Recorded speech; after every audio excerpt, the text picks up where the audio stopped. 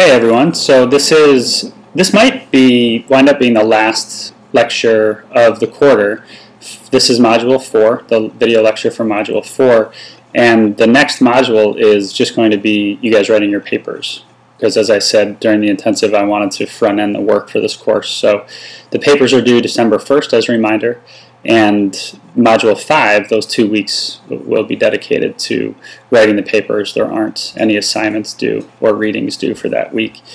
So I'm going to keep this one brief this week. The article that is due is to be read and commented on is called Toward a Theory of Motivational Interviewing, and it's by Stephen Miller and one of his colleagues. The article was published in the American Psychologist, which is one of the top psychological science journals in the United States and really in the world. It's a really influential journal.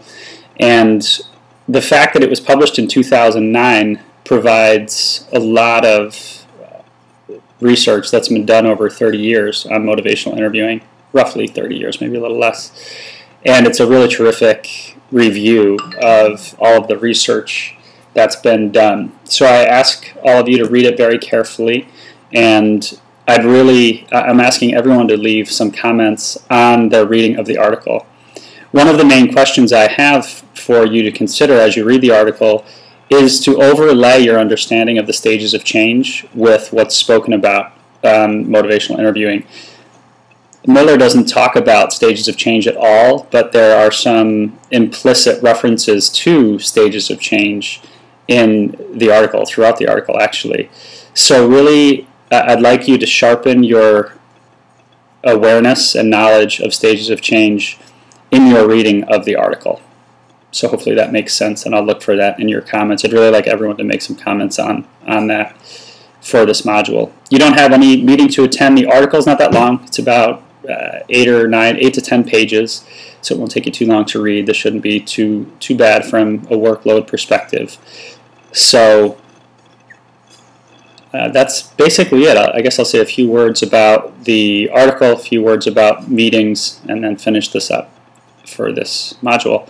So just about everyone has attended both meetings. Some of you have not, and for those who have not, please be sure to write some comments on the meetings that you've attended once you do attend them. And remember, the paper is comparing the two meetings and what the similarities and differences were, how they helped or perhaps didn't help the people who were in attendance, and as you've been commenting in your posts, the use of or your experience of the different stages of change people are in.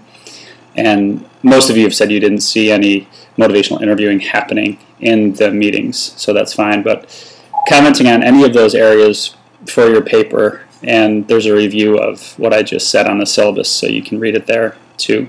And I want to remind everyone too, I won't read, the assignment is 3 pages. I won't read beyond 3 pages because it's a big volume of material for me to review in a short amount of time.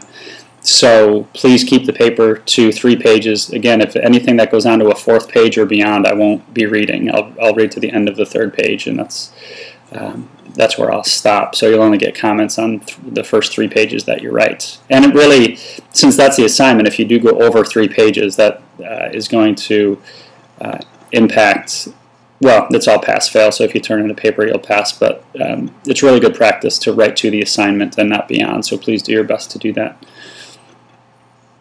Okay, so the article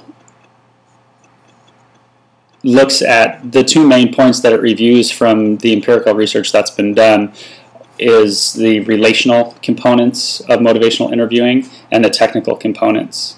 And the relational components have to do mainly with empathy as the #1 feature of the relational component of motivational interviewing. Empathic understanding, it's really the Rogerian person-centered style of therapy, creating a space in which people feel safe to explore the potential for change. And then the technical components, I'm not going to list, frankly, because I don't remember them all right now, but the technical components have to do with all of the different strategies and interventions that are used in motivational interviewing. Some of them from open-ended questions to summarizing and reaffirming. Those are some of the technical components. So the article goes back and forth and gives you the current state of affairs with motivational interviewing, where the latest research is and where research needs to continue.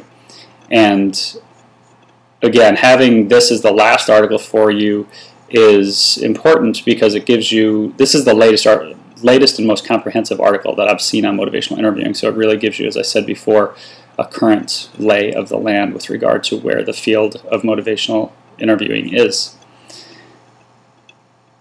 Okay, I'm trying to think if there's anything else that I wanted to say for this week, and I don't think there is. Oh, yeah, there is. The final thing. So Ling and I have been emailing back and forth about doing an intensive on motivational interviewing, and it looks like my schedule and the schedule that Ling's putting together for the intensive in the spring, it's not going to work out, but we are targeting the fall. And I would absolutely love to provide a training, and it would be mostly experiential, so you guys can get that hands-on perspective that it sounds like a lot of you would like. So we are going to try and make that happen, and I'm excited for that possibility. And I wanted to remind you all that the group work, the role playing that we did in the intensive, and the work I did with the family was based in motivational interviewing. So I wanted to just remind everyone of that. I know that was a long time ago now, so hard to hold on to that perhaps. And there is one other thing that I want to say, and I can't remember what it is. So if I do remember, I'll put it up on the page. But it's been really great to review everyone's comments and to give feedback, and I look forward to continuing the dialogue for the next month. Okay, everyone, be well.